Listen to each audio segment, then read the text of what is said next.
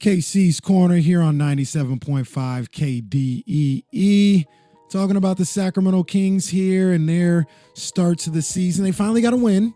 All right, they got off the schneid last Friday with a home win against the Utah Jazz, and then they went to New York, winning at Madison Square Garden, and took down the New York Knicks. You know I got love for the Knicks, so that was a painful one. Well, it wasn't painful. I like the Kings more than the Knicks, but you know I got love for the Knicks. That's all I'm trying to say. Either way, took down the Knicks. Ended up losing to Toronto on Wednesday night in a tough one. They're now 2-6 as they go into their game tonight against the Atlanta Hawks in Atlanta against that boy Ice Trae, a.k.a. Trae Young. And this is a game that the Kings need to win. I look at this team and I look at what they're able to do and where the season is at right now, 2-6, not ideal by any means. That's not where you want to be. But the season is not lost as of yet. You got to do what you got to do to stay above water after that 0-5 start. Get Marvin Bagley back. That should be coming in about 2.5 weeks. And stay around for those teams that may have started off hot or whatever. When they come back down, I'm looking at the Phoenixes, I'm looking at the Minnesotas, I'm looking at the Houston Rockets at San Antonio. When these teams come back to earth, you want to be in a position where you can make a run to take a battle and take an opportunity to be in that playoff seeding. So you got to win games like tonight. Atlanta's playing much better. Like I said, Trae Young is balling right now. He's doing what he does. But they're without Jason Collins. He was suspended 25 games for a PED violation. Alan Crabb is supposed to be out tonight. Chandler Parsons is supposed to be out tonight. Cam Reddish is listed as questionable tonight. And Atlanta's just not good enough to have these many injuries and still enforce their will on you. I think the Kings should take care of business tonight. And if you win this one, you go to 3-6. You come home Tuesday night against Portland, try and get that one. They're struggling right now, 4-6. And that's not a bad start after an 0-5 start. That means you would have won 4 of your last 5 games after that start. And that's the way to rebound from a tough start like that. So I'm looking for these guys to pick it up. I want to see this De'Aaron Fox versus Trae Young matchup. That's going to be highlighted all over the place. Fox has to be aggressive. He's got to be a guy that imposes his will on both the offensive and defensive end for this team to be successful. I think he can do it. Too many times he's been a little lackadaisical, though. He's kind of let the game come to him. And right now, especially without Marvin Bagley, he has to be the guy to set the tone on both ends of the floor. All right, this team is going as far as De'Aaron Fox takes them. They are following his lead with the aggression on the offensive end. They're following his lead with the aggression on the defensive end. He's got to be the one to set the tone. I'm looking for him to have a game where he takes about 17 to 22 shots on the night. You know, realistically, he had 16 the other night in the loss against Toronto. Realistically, he needs to be around 19, 20, 21 shots a night. That's where I would like to see him at. That sense of aggression, attacking the basket, getting to the foul line 7 to 10 times. Those are the type of things that sets the tone and sets this team off right and creates opportunities for not only himself, but his teammates as well. After the Utah game last Friday, I had a quick conversation with De'Aaron Fox's father. Really good guy. I had a nice little quick chat with him. And he feels the same way. He says they're telling him all the time, like, they need you to be aggressive. They need you to set the tone offensively.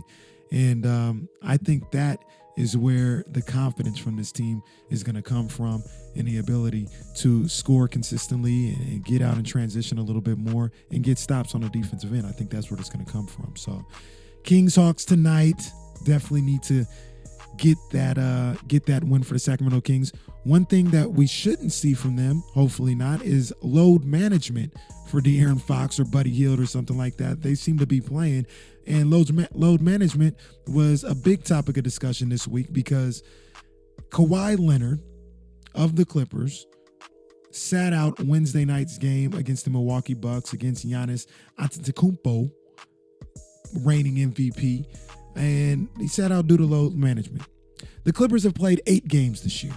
What load management are we talking about here? Now, it's a touchy situation because I know Kawhi has had a history of having quad problems and knees problems.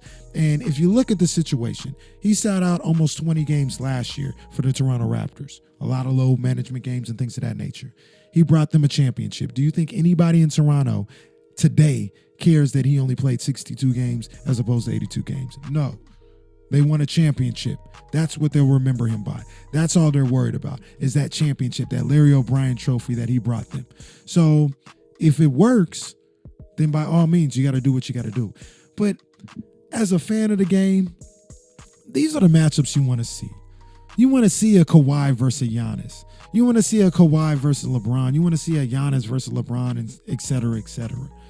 You want to see the best playing the best in these marquee games. This was an ESPN game on Wednesday. The nation was watching. They were looking forward to it. And it was the one and only time Milwaukee is coming to Los Angeles to play the Clippers. So, you want to give the fans a show. And the whole thing is not having them play back-to-backs. Well, why couldn't he sit out Thursday night against Portland? It's frustrating to see. It's something that the NBA needs to address. I'm not sure what they can do necessarily, but they've got to figure something out because this ain't it. You've got to have your top guys playing in these marquee games.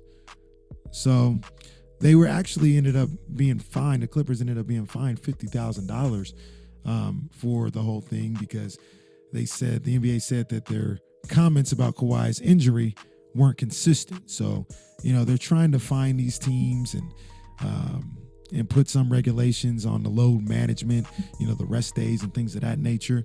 But there's not a whole lot you can do.